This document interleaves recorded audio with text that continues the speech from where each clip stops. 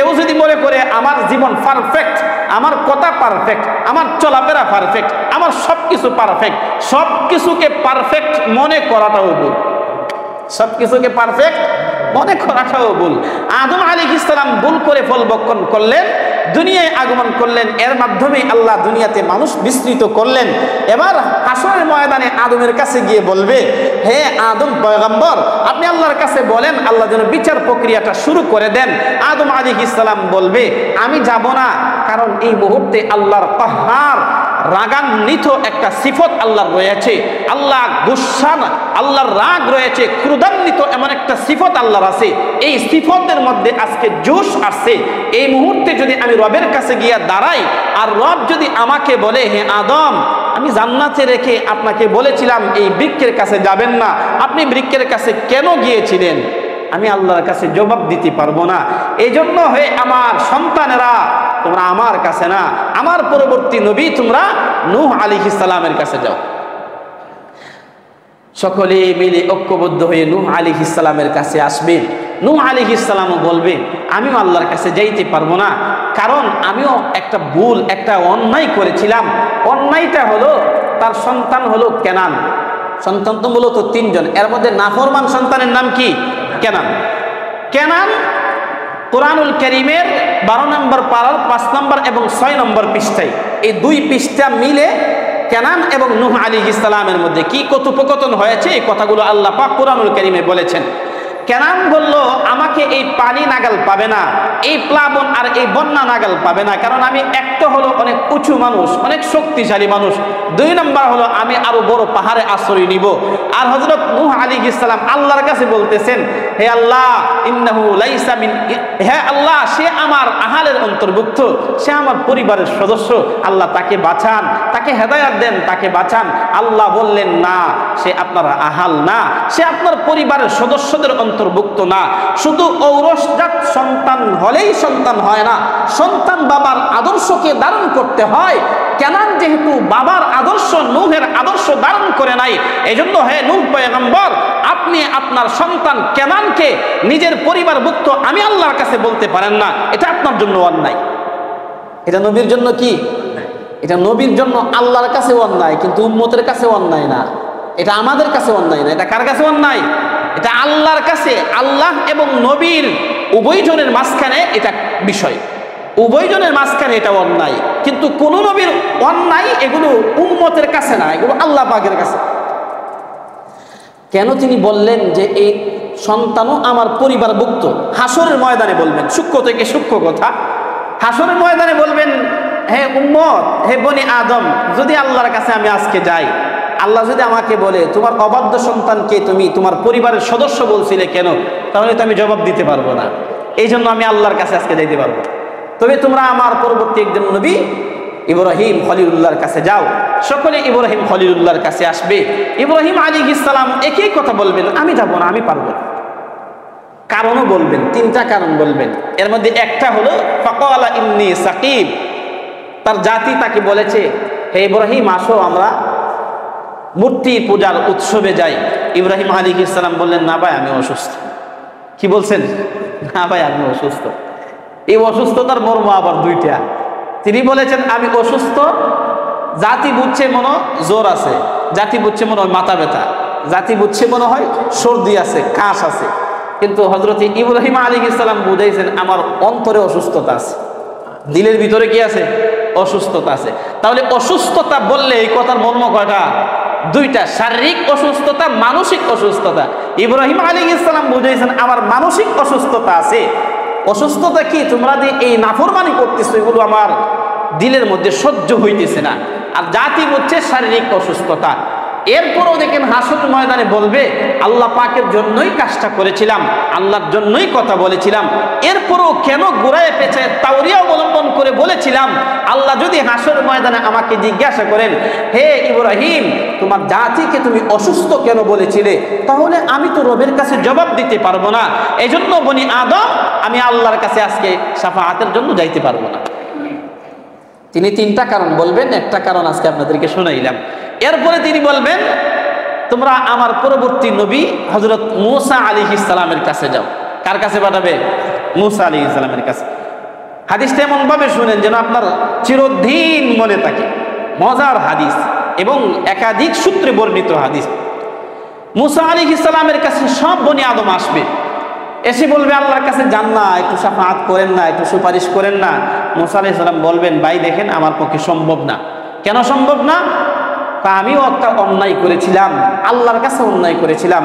অন্যায়টা হলো, আমি একদিন শহরে বের হলাম, শহরে বের হয়ে দেখি দুইজন লোকে ঝগড়া করতেছে।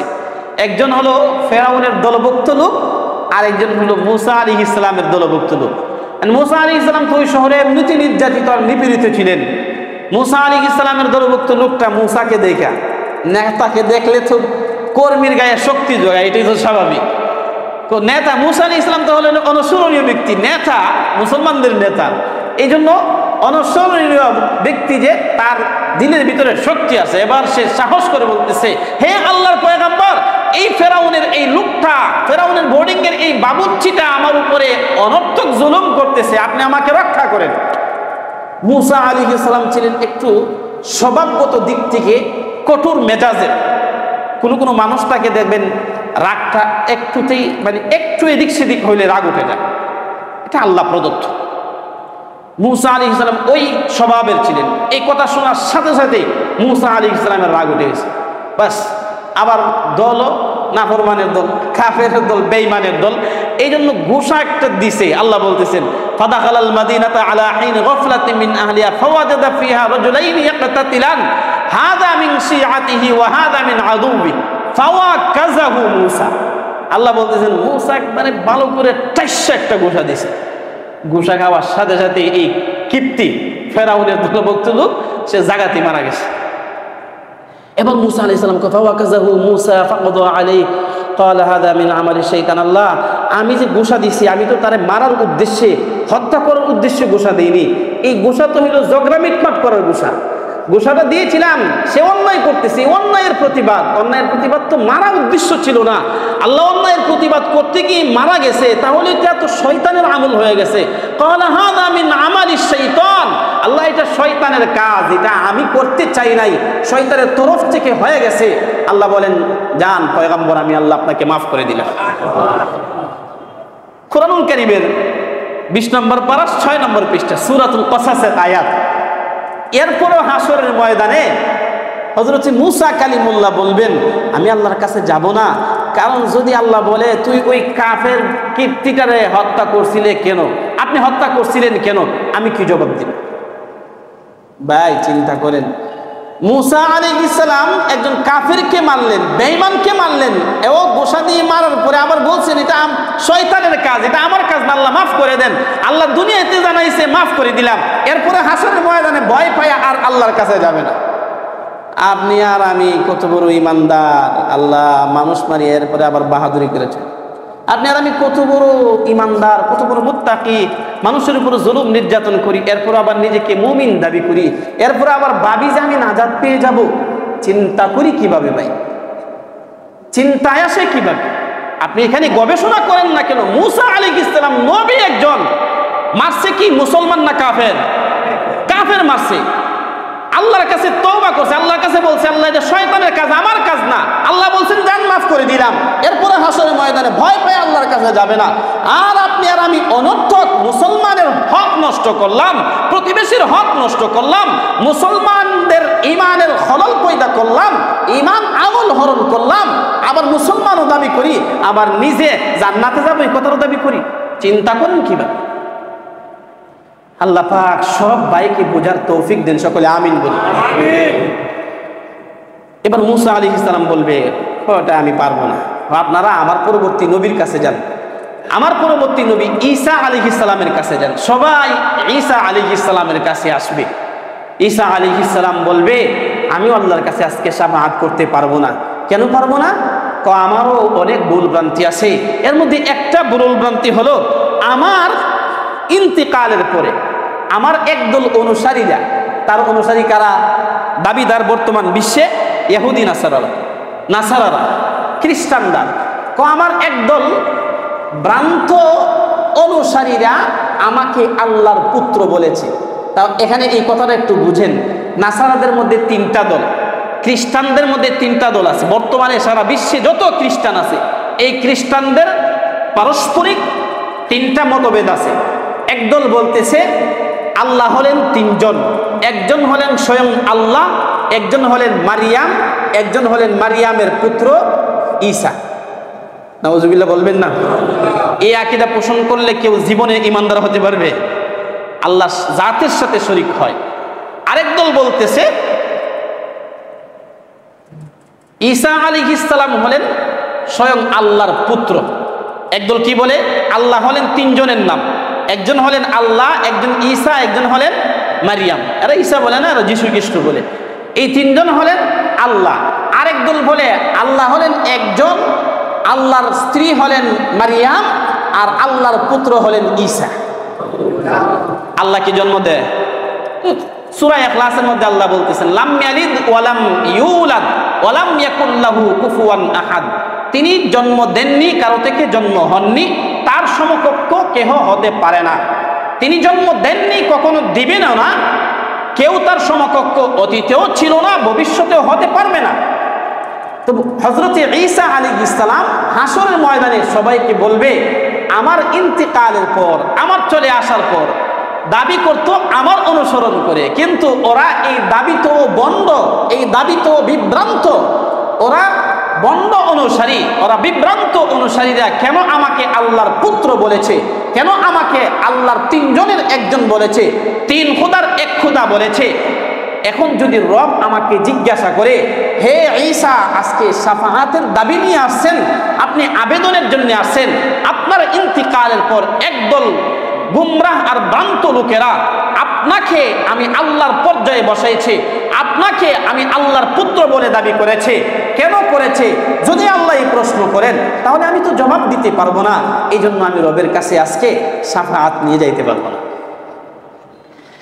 এখন আপনারা বলেন সবাই তো কম বেশি বুঝেন আপনাদের দিলের ভিতরে প্রশ্ন ঈসা আলাইহিস সালামের ইন্তেকালের পরে একদল লোক তাকে আল্লাহর সমপর্যায়ে নিয়ে গেছে একদল লোক তাকে আল্লাহর বেটা বলেছে আল্লাহর ছেলে বলেছে সন্তান বলেছে এই জন্য কি ঈসা আলাইহিস সালামের কোনো দোষ আছে কথা বলেন ঈসার দোষ আছে ঈসা আলাইহিস সালামের তো কোনো দোষ নাই তাহলে তিনি এই কথা বলবেন কেন নবীর হাদিসে আসছে কোনো না বলবেন কেন এই কারণ মুহাদ্দিসিনে কেরাম লিখেছেন এই কথা বলবেন এই জন্য আসলে আল্লাহর ভয়ে আল্লাহর সামনে গিয়ে দাঁড়াইতে চাচ্ছেন না যাইতে চান না কিন্তু বনি আদমকে মানুষ তো বিদায় করতে হবে বিদায় করার জন্য একটা যুক্তি দাঁড় করায় বলবেন আমি যাইতে পারবো না তোমরা এর পরবর্তী নবী সর্বশেষ নবী আখিরুজ জামান মুহাম্মদুর রাসূলুল্লাহ সাল্লাল্লাহু আলাইহি ওয়াসাল্লামের কাছে যাও হ্যাঁ ঈসা আলাইহিস সালাম এই কথাটাও বলবেন ঘোরাগাড়ি করে লাভ নাই হাসরের ময়দানে এখানে সেখানে ওই জায়গায় সেই জায়গায় গিয়ে আর লাভ নেই একমাত্র শেষ ঠিকানা আমি তোমাদেরকে বলে দিলাম শেষ ঠিকানার নাম হলো মুহাম্মদুর রাসূলুল্লাহ সাল্লাল্লাহু আলাইহি ওয়াসাল্লামের কাছে যাও ভাই হাসরের ময়দানে আপনি আর আমি নবীর অনুসরণ করি যেমন ভাবে আপনি আর আমি যাব ঠিক তেমন ভাবে যারা নবীর চরিত্রের উপরে কলঙ্কের দাগ লেপন করে ওরাও হাসরের ময়দানে নবীর কাছে আসবে যারা নবীকে গালি দেয় তারাও নবীর কাছে আসবে পৃথিবীর সকল মানুষ নবীর কাছে আসবে নবীর কাছে এসে বলবে আপনি পয়গম্বরে আরবি মুহাম্মদুর রাসূলুল্লাহ আপনি আল্লাহর কাছে আবেদন করেন আল্লাহ যেন আজকে বিচার প্রক্রিয়া শুরু করে দেন আল্লাহর নবী সাল্লাল্লাহু আলাইহি ওয়াসাল্লাম বলবেন হ্যাঁ আমি আল্লাহর কাছে আজকে আবেদন করব আমি আল্লাহর কাছে আজকে শাফাআত সুপারিশ করব তিনি সুপারিশ করার জন্য একটা জায়গায় যাবেন এজলাসে যাবেন যেটাই গিয়ে নবীজি বসবেন ওই জায়গাটার নাম হলো মাকামে মাহমুদ এই কথাটা বোঝানোর জন্য এতগুলো কথা বললাম তিনি যে আবেদন করবেন শাফাআত করবেন যেই জায়গায় যাবেন যেই জায়গায় গিয়ে সিজদায় পড়বেন আল্লাহর নবী সাল্লাল্লাহু আলাইহি ওয়াসাল্লাম বলেন ওই জায়গায় যাব আমি জায়গার নাম হলো মাকামে মাহমুদ প্রশংসার জায়গা, যেখানে দাঁড়ায়া আল্লাহ পাক আল্লাহর নবী সাল্লাল্লাহু আলাইহি ওয়াসাল্লাম আল্লাহ পাকের প্রশংসা করবেন, আল্লাহর গুণ কীর্তন করবেন। ওই জায়গাটাকে মাকামে মাহমুদ বলা হয়েছে। আল্লাহর নবী সাল্লাল্লাহু আলাইহি ওয়াসাল্লাম সেখানে যাবেন, সেখানে গিয়ে সেজদায় পড়বেন, সেজদায় পড়ে কাঁদবেন, আল্লাহর প্রশংসা করে কাঁদবেন। এই জন্য দুস্থ বুজুর্গ, আল্লাহ পাকের প্রশংসা আল্লাহ খুব পছন্দ করেন। আল্লাহর প্রশংসা আল্লাহ খুব পছন্দ করেন। আপনি মানুষ বলতেই, দুনিয়াতে মানুষ বলতেই প্রশংসা করবেন, যথাযথ প্রশংসা, বেশি করলে তো আবার সমস্যা। যথাযথ প্রশংসা করবেন, দেখবেন খুব খুশি। যেই হোক, একবারে সুইপার থেকে নিয়ে রাষ্ট্রপ্রধান পর্যন্ত যেই হোক, আপনি প্রশংসা করবেন, দেখবেন তিনি খুব খুশি। মানুষ প্রশংসা পছন্দ করে, হামদ সানা আল্লাহ পাক রব্বুল আলামিন পছন্দ করেন। আল্লাহ পাক হামদ সানা পছন্দ করেন, প্রশংসা পছন্দ করেন। নবীজি মাকামে মাহমুদ নামক স্থানে গিয়া কাঁদবেন আল্লাহর কাছে, সেজদায় পড়ে আল্লাহর প্রশংসা করবেন। কোন বাক্য দিয়ে প্রশংসা করবেন, কোন শব্দ দিয়ে প্রশংসা করবেন, আল্লাহর নবী সাল্লাল্লাহু আলাইহি ওয়াসাল্লাম ওই হাদিসে বলেন, এই শব্দগুলো এখন আমার মেধায়, এখন আমার অন্তরে নাই, কিন্তু আল্লাহ পাক রব্বুল আলামিন হাসরের ময়দানে আমার অন্তরে ঢেলে দিবেন। এমন এমন শব্দ বলবেন, যেই শব্দ বলার কারণে মহান আল্লাহর কুদরতি দিল ঠান্ডা হয়ে যাবে। এবার আল্লাহ বলবেন, ইরফা রাসাকা ইয়া মুহাম্মদ কুলতুসমা ইশফা তুশফা সাল তুতা। ওগো নবী, আপনি মাথা উঠান, যা কিছু বলার আছে বলেন, যা কিছু আবেদন করার আছে আবেদন করেন। আমি আল্লাহ আজকে আশ্বাসিত করলাম, আজকে আপনি যা বলবেন আমি আল্লাহ আপনার সব কথা মঞ্জুর করে নিব,